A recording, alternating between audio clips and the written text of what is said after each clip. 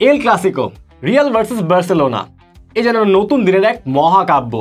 এই দুই দল যখনই মুখোমুখি হয়েছে বেজেছে যুদ্ধের দাদামা, এর পাশাপাশি ছিল অনেক নাটকীয়তা। শনিবার রাতে এই দুই দল মুখোমুখি হচ্ছে কোপা দেল রের ফাইনালে। এর আগে ফুটবল সমর্থকরা দেখতে পেয়েছে এক দারুণ নাটকীয় আয়োজন। রিয়াল মাদ্রিদ কমপ্লেন করেছে কোপা দেল রের ফাইনালে যারা ম্যাচ অফিসিয়াল থাকছেন তাদের নাকি সমস্যা আছে। ওদিকে বার্সেলোনা কোনো কথা বলছে না। কি এই রিয়াল মাদ্রিদের কমপ্লেন, কারা এই রেফারি, ম্যাচ অফিসিয়াল, সেই ইন ডিটেলস ব্যাপারগুলো নিয়ে আর কি কি ঘটনা ঘটে গেল সেগুলো নিয়ে প্যাভিলিয়নের এই বিশেষ ভিডিও। এবং আপনাদের সাথে থাকছি আমি তাহারিম বিন রেজা এবং আমার সাথে আছেন আসাদুজ্জামান লিটন। তাহারিমকে ধন্যবাদ জানিয়ে শুরু করছি। যারা দর্শক আছেন তারা কিন্তু এরই মধ্যে জেনে গেছেন রিয়াল মাদ্রিদ বেশ অনেক নাটকের জন্ম দিয়েছে, যা একই সঙ্গে তাদের সমর্থকদের বিব্রত করছে। অন্যদিকে রাইভাল যারা আছে তারা কিন্তু বেশ মজা নিচ্ছে। বলা যায় রেফারি কাণ্ডে রিয়াল মাদ্রিদ যা যা করেছে তা কিন্তু এক কথায় তাদের মতো ক্লাবের সঙ্গে পুরোপুরি মানানসই না। তবে এক্ষেত্রে তাহারিমের কাছে আমি জানতে চাইবো যে একদম শুরু থেকে যে এই রেফারিং যে কাণ্ড রিয়াল মাদ্রিদ যা যা করেছে আসলে কি কি হলো এবং কবে থেকে শুরু হলো। রিয়াল মাদ্রিদের এই রেফারি কাণ্ডের সূত্রপাত কিন্তু এই সপ্তাহেই নয়। রিয়াল মাদ্রিদ কিন্তু এই গত ফেব্রুয়ারিতে ওপেন লেটারে স্প্যানিশ রেফারিং অ্যাসোসিয়েশনকে অ্যাকিউজ করেছে যে তারা যে যেভাবে রেফারিং করছে এটা একদলে হয়ে পক্ষপাতিত্ব করছে। নাম বলছি না কাদের, কিন্তু এই রেফারি বিতর্কে তারা কিন্তু সবসময় সরব ছিল, যার প্রতিফলন দেখা গিয়েছে এই কোপা দেল রে। অর্থাৎ রিয়াল মাদ্রিদ কিন্তু চ্যাম্পিয়ন্স লিগ থেকে ছিটকে গেছে, লা লিগা তো বার্সার পেছনে আছে, 4 পয়েন্টের একটা গ্যাপ আছে। তো কোপা দেল রে হতে পারে রিয়াল মাদ্রিদের এই সিজনের প্রথম শিরোপা। কোপা দেল রের আগে এই বিতর্ক শুরুটা হয়েছিল কিভাবে সেটা যদি আপনাদেরকে একটু বলি। রিয়াল মাদ্রিদের অফিসিয়াল টিভি চ্যানেল অর্থাৎ রিয়াল মাদ্রিদ টিভিতে একটা ভিডিও প্রকাশ করা হয়, যে ভিডিওর মূল দুই নায়ক ছিলেন এই কোপা দেল রের ম্যাচ অফিসিয়ালসরা, অর্থাৎ রিকার্ডো এবং Pablo Gonzalez. Pablo Gonzalez VR এর দায়িত্বে আছেন এবং রিকার্ডো করবেন ম্যাচকে পরিচালনা। এদের দুজনের পুরো সিজনের ভিডিও নিয়ে তারা একটা অ্যানালাইসিস করে, যেখানে দেখানো হয় যে দুজন রেফারি যখন রেফারিং করেন তখন একটা পক্ষপাতিত্ব দেখা যায়। বার্সেলোনা মোট 81% ম্যাচ জেতে এবং রিয়ালের সেখানে ম্যাচ জেতার শতাংশ 64 to 65%, 60-এর কাছাকাছি।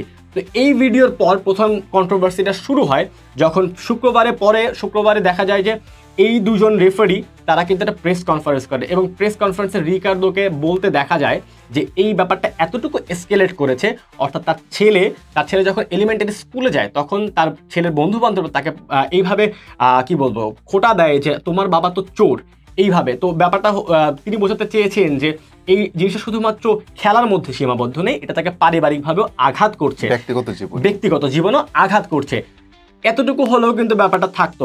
এই পাবলিক একটা স্টেটমেন্টের পর রিয়াল মাদ্রিদ কিন্তু চুপ করে বসে থাকেনি, তারা একটা স্টেটমেন্ট দিয়েছে যে এই ধরনের পাবলিক স্টেটমেন্ট তারা পছন্দ করে না। এমন একজনের থেকে যিনি সামনে একটা বড় ম্যাচ অফিসিয়েট করবেন, তারা স্প্যানিশ রয়্যাল ফুটবল ফেডারেশনের কাছে একটা লিখিত অর্থাৎ অফিসিয়াল কিন্তু একটা নিবেদন জানিয়েছে যে ভাই আপনারা এই রেফারি দুজনকে পরিবর্তন করেন, কারণ এই রেফারিদের নিয়ে আমার আপত্তি আছে। স্প্যানিশ রয়্যাল ফুটবল ফেডারেশন এক্ষেত্রে জানিয়েছে না, ম্যাচের একদিন আগে আমরা কোনো রকম এই রেফারি পরিবর্তনের মধ্য দিয়ে যেতে চাচ্ছি না। শুধু সেখানেও কিন্তু নয়, রিয়াল মাদ্রিদ কিন্তু এরপর চুপ করে বসে থাকেন। রিয়াল মাদ্রিদ যেটা করেছেন, তারা বিভিন্ন স্প্যানিশ মিডিয়া সূত্রে জানা গিয়েছে রিয়াল মাদ্রিদ হয়তো এই কোপা দেল ফাইনালে অংশগ্রহণই করবে না। কি একটা ব্যাপার, আপনার চিন্তা করুন যে Copa del final El Clasico, যেখানে পুরো পৃথিবী এই ম্যাচটার দিকে তাকিয়ে আছে, সেখানে রিয়াল মাদ্রিদ গুঞ্জন শোনা যাচ্ছিল রিয়াল মাদ্রিদ সেখানে থাকবে না। এর পরবর্তীতে রিয়াল মাদ্রিদ কিন্তু কয়েকটা কাজ করেছে, অর্থাৎ রিয়াল মাদ্রিদ সেই কোপা দেল রের যে ওপেন ট্রেনিং সেখানে কিন্তু তারা যায়নি, কোপা দেল রের যে ডিনার সেখানে তারা যায়নি, আরও কিছু মিডিয়া ফর্মালিটিস আছে সেগুলো তারা পূরণ করেনি। এই মধ্যে দিয়ে মোটামুটি এই রেফারি বিতর্কটা শুরু হয়েছিল। এখন পর্যন্ত যেই শেষ কথা সেটা হচ্ছে রয়্যাল ফুটবল ফেডারেশন বলেছে যে রেফারি কিন্তু আগের মতোই থাকবে এবং রিয়াল মাদ্রিদ খুব সম্ভবত একটা স্টেটমেন্ট দিয়েছিল অফিসিয়াল ওয়েবসাইটে, সেখানে রিয়াল মাদ্রিদ কি বলেছে।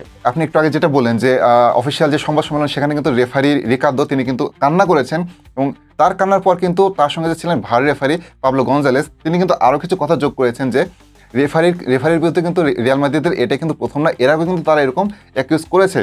তো তারা দীর্ঘদিন ধরে এইসব কিন্তু তারা সহ্য করে গেছে, কিন্তু তারা হয়তো আর এটা সহ্য করবে না, কারণ এটা আর শুধু খেলার মধ্যে নেই, যেটা আপনি একটু আগে বললেন। তো এই বিষয়টা আর কি রেফারিরা তার কথা অনুযায়ী রেফারিরা এখন আগের চাইতে অনেক বেশি ঐক্যবদ্ধ এবং তারা অবশ্যই সব কিছু টলারেট করবে না, তারা অবশ্যই আরও বেশি শক্তিশালী বা বেশি শক্ত ডিসিশন নেবে। এই কথাগুলো অবশ্যই ক্লাব হিসেবে হয়তো রিয়াল মাদ্রিদে ভালো লাগে নাই, এই কারণে হয়তো তারা বলেছে যে, এবং এই কারণে মূলত গুঞ্জনটা ওঠে যে হয়তো তারা কোপা দেল রের ফাইনালটা খেলবে না। এবং যেটি আপনি বললেন যে রিয়াল মাদ্রিদ কিন্তু বেশ অনেকগুলো যে কোপা দেল আগে যে বেশ কিছু ফর্মালিটি সেগুলো কিন্তু তারা অংশগ্রহণ করেনি। শেষ পর্যন্ত কিন্তু অফিসিয়াল একটা স্টেটমেন্ট তারা দিয়েছে, যেখানে বেশ গুঞ্জন ছড়িয়েছিল যে রিয়াল মাদ্রিদ কিন্তু শেষ পর্যন্ত খেলবে না। তবে তারা কিন্তু বলেছে হ্যাঁ আমরা খেলবো। তবে হ্যাঁ, সেই স্টেটমেন্টে কিন্তু তারা বেশ কিছু শব্দ উল্লেখ করেছে, যেরকম রেফারিদের বিষয়ে বলেছে যে তারা সংবাদ সম্মেলনে যে কথাগুলো বলছে তা ছিল আনঅ্যাকসেপ্টেবল, এবং এইরকম আরও বেশ কিছু শব্দ তারা সরাসরি উল্লেখ করে বলেছে যে এসব তারা অবশ্যই আশা করে না। এবং অফিসিয়াল যে অ্যানাউন্সমেন্ট আছে সেখানে কিন্তু রিয়াল মাদ্রিদ দাবি করেছে যে তারা যে ভিডিওটি তৈরি করেছিল RMTV অফিসিয়াল, যেটা রিয়াল মাদ্রিদ টিভি, তো সেখানে কিন্তু তারা যে ভিডিওটি তৈরি করেছিল সেটা কিন্তু তারা কোনো দোষ স্বীকার করছে না। তাদের মতে তারা মত প্রকাশের স্বাধীনতা আছে এবং সেখান থেকেই তারা এই বিশ্লেষণগুলো করেছে, এবং এক্ষেত্রে তারা তাদের দিক থেকে নির্দোষ, কিন্তু অবশ্যই রেফারি যা করেছে সেখানে রেফারি দোষী। অর্থাৎ এদিক থেকে তারা নিজেদেরকে নির্দোষ দাবি করছে। এবং একই সঙ্গে অ্যানাউন্সমেন্টের শেষ দিকে কিন্তু তারা বলেছে যে তারা আশা করবে যে যদিও রেফারি চেঞ্জ হচ্ছে না, যেটা আপনি একটু আগে বলেন যে RFEF তারা কিন্তু জানিয়ে দিয়েছে রেফারি কিন্তু তারা চেঞ্জ করবে না, সেক্ষেত্রে রিয়াল মাদ্রিদ আশা করছে যে অবশ্যই মাঠে যারা রেফারি কাজ করবেন তারা ন্যায়পরায়ণ থাকবেন, এবং যে হুমকিটা আসলে রেফারিরা দিয়েছেন যে হয়তোবা তারা আরও বেশি শক্ত থাকবেন, এই বিষয়গুলো নিয়ে আসলে রিয়াল মাদ্রিদ শঙ্কা জানিয়েছে এবং আশা করছে যে রেফারিরা আসলে স্বাভাবিক যে এরকম তারা খেলা পরিচালনা করেন সেটি করবেন। রেফারি নিয়ে কথা বলছিলেন, আমরা যদি ম্যাচ প্রধান referee Ricardo de Burgos Bengoetxea তাকে নিয়ে যদি একটু কথা বলি, তিনি কিন্তু 2015 সাল থেকে লা লিগায় নিয়মিত রেফারিং করছেন এবং 2018 সালে কিন্তু তিনি ইন্টারন্যাশনাল লেভেলে রেফারিং করার পারমিশনটা পান, অর্থাৎ 18, বর্তমানে চলছে 25, মানে মোটামুটি তার একটা ভাস্ট এক্সপিরিয়েন্স কিন্তু আছে। রিয়াল মাদ্রিদ যেটা বলেছে, হ্যাঁ স্ট্যাটিস্টিক্যালি হয়তো রিয়াল মাদ্রিদের পক্ষে ফলাফলটা যাচ্ছে না, বার্সার পক্ষে বেশি যাচ্ছে, এবং রিয়াল মাদ্রিদ যে আপনি যেটা বললেন মত প্রকাশের স্বাধীনতা, সেটা কিন্তু তারা অবশ্যই করতে পারে। এবং রিকার্দো তিনি যেটা বলেছেন সেক্ষেত্রে তার পারিবারিকভাবে বা ব্যক্তিগতভাবে যে আঘাতটা আসে সেটা কিন্তু আসলে অ্যাকাউন্টেবল করতে হবে। তবে তেবাস যেটা বলছেন, লা লিগা প্রেসিডেন্ট তেবাস যেটা বলছেন এটা শুধুমাত্র মত প্রকাশের স্বাধীনতা নয়, এটা হচ্ছে ক্ষমতার একটা দাপট। তিনি এভাবে বলছেন, তিনি ফ্লোরেন্তিনো পেরেসকে তিনি মিন করে বলছেন যে সে প্রতিবাদ করে না, সে প্রেশারাইজ করে এবং সে এমন কাজগুলো করছে, অর্থাৎ এই ডিনারে না যাওয়া, ছবি না তোলা, ফর্মালিটিসগুলো পূরণ না করা, এই কাজগুলোকে তিনি বলছেন একটা প্রেশারাইজ করা, একটা কি বলবো কমিটিকে প্রেশারাইজ করে তিনি কাজ আদায় করতে চাচ্ছেন। তো ফ্লোরেন্তিনো পেরেস তাকে ইঙ্গিত করে বলেছেন যে এটা একটা প্রেশারাইজ গেম। এবং তেবাজের এই স্টেটমেন্টটা আসলে অনেকটা কিন্তু রিয়াল মাদ্রিদের বিপক্ষে কথা বলছে। অ্যান্ড ওভারঅল যদি বলি, পাবলো গনজালেস বা রিকার্দো তারা কিন্তু যতটা ভাস্ট এক্সপিরিয়েন্স তারা কিন্তু নিজেরাও বলেছেন যে এই জায়গা থেকে তারা কিন্তু যথেষ্ট ক্লিয়ার, এবং রিয়াল মাদ্রিদ পরবর্তীতে কিন্তু তাদের স্টেটমেন্টে ক্লিয়ার করেছে যে এখানে তাদের অংশগ্রহণটা অনেকটাই ইম্পার্শিয়াল, অর্থাৎ পক্ষপাতিত্ব হয়ে যাবে, ইম্পার্শিয়াল থাকছে না ব্যাপারটা। সো ওভারঅল আপনার কি মনে হয় যে রিয়াল মাদ্রিদ এবং বার্সেলোনার এই ম্যাচটাতে রেফারিরা কি তাদের এই পক্ষপাতিত্বকে ছেড়ে একদম নিউট্রাল একটা রেফারিং করতে পারবেন? এক্ষেত্রে কিন্তু ফেব্রুয়ারি মাস থেকে আমি একটু আসতে চাই। ফেব্রুয়ারি মাসে কিন্তু রেফারিং নিয়ে প্রথম প্রতিবাদ করা শুরু করে রিয়াল মাদ্রিদ, এবং সেই সময় কিন্তু যিনি রিয়াল মাদ্রিদের সেই ম্যাচটি পরিচালনা করেছিলেন সেই রেফারি কিন্তু, যখন আমি তার নামটি মেনশন করছি না, তো সেই রেফারি যখন কিন্তু তার মতো করেই অবশ্যই ম্যাচটি পরিচালনা করেছেন, কিন্তু রিয়াল মাদ্রিদের সেটি পছন্দ হয়নি। এবং এরপর শুধু রিয়াল মাদ্রিদ টিভি তারাও কিন্তু ক্রিটিসাইজ করে থেমে থাকেনি, রিয়াল মাদ্রিদ যারা সমর্থক তারাও কিন্তু সেই রেফারিকে তার ব্যক্তিগত জীবনে বেশ বড় একটি মানে এক কথায় হুমকি দেওয়া থেকে শুরু করে নানা রকম বেনামি চিঠি দেওয়া, প্রচুর একটা প্রেশার তারা ক্রিয়েট করেছে। তখন থেকে কিন্তু আসলে রেফারিদের মনের মধ্যে একটা দানা মানে এখন ক্ষোভে যে মানে উদ্গীরণ হওয়া, কিন্তু সেটা সাধারণত যেটা হয় যে কোনো পেশায় প্রত্যেকটি মানুষ সৎ থাকতে চায় যতখানি সম্ভব, এবং রেফারিরা কিন্তু দিনশেষ মানুষ। এটা কিন্তু আমাদের মনে রাখতে হবে, খেলোয়াড়রা যেমন ইচ্ছে করে খারাপ খেলে না, রেফারিও কিন্তু ইচ্ছে করে অবশ্যই ভুল ডিসিশন দেয় না। তবে হ্যাঁ, অবশ্যই যখন আপনি একজন মানুষ এবং আপনার আবেগ কিন্তু থাকবেই, এই কারণে যখন আপনি কথা তাহারিম, আপনাকে যদি আমি কোনো একটা কথা বলি যে আপনি কেন এই কথা বলেছেন, যখন আপনি ওই কাজটা করতে যাবেন আপনার মাথার মধ্যে কিন্তু অবচেতন মনে কিন্তু এই বিষয়টা একটু চলে আসবে।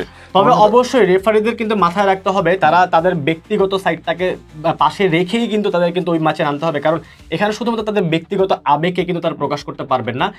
তাদের কিন্তু নির্ধারণ করা হয়েছে ম্যাচ অফিসিয়াল হিসেবে, অর্থাৎ তারা কিন্তু এখানে জাজ এবং জুরি, তারা যেটা করবেন সেটা কিন্তু পুরো ম্যাচের রেজাল্টে এবং ওভারঅল ক্রিয়াতে কিন্তু প্রতিফলন ফেলবে। এবং এক্ষেত্রে আরেকটি বিষয় যেটি যোগ করতে চাই সেটি হচ্ছে, রেফারি যদি মনের ক্ষোভ মেটাতে কোনো সিদ্ধান্ত দেন, এখানে কিন্তু একটি বিষয় উল্লেখযোগ্য যে রেফারি যারা উয়েফা কম্পিটিশন যেখানে যারা রেফারি করেন তারা কিন্তু প্রতিটি ম্যাচে তাদের পারফরমেন্স মূল্যায়ন হয়, এবং কেউ যদি ইচ্ছা করে বেশি খারাপ করেন তাতে কিন্তু মার্কিং আছে। অর্থাৎ যদি মনে হয় যে রিকার্দো তিনি হয়তো বা ইচ্ছে করে রিয়াল মাদ্রিদকে পেনাল্টি দিচ্ছেন বা দিচ্ছেন না, যেটাই হোক আর কি, যদি তিনি ইচ্ছে করে খারাপ করেন সেক্ষেত্রে কিন্তু তার একটি নেগেটিভ মার্কিং থাকবে এবং ভবিষ্যতে রেফারিং যেহেতু একটি পেশা, অর্থাৎ সেক্ষেত্রে কিন্তু তিনি একটু পিছিয়ে পড়বেন। এই কারণে আমার যেটা মনে হয় ব্যক্তিগতভাবে যে অবশ্যই রেফারি যত সম্ভব নিরপেক্ষ হিসেবে কাজ করতে থাকবেন। অবশ্যই সেই কথা বলতেই আমরা শেষ করছি প্যাভিলিয়নের এই ভিডিও।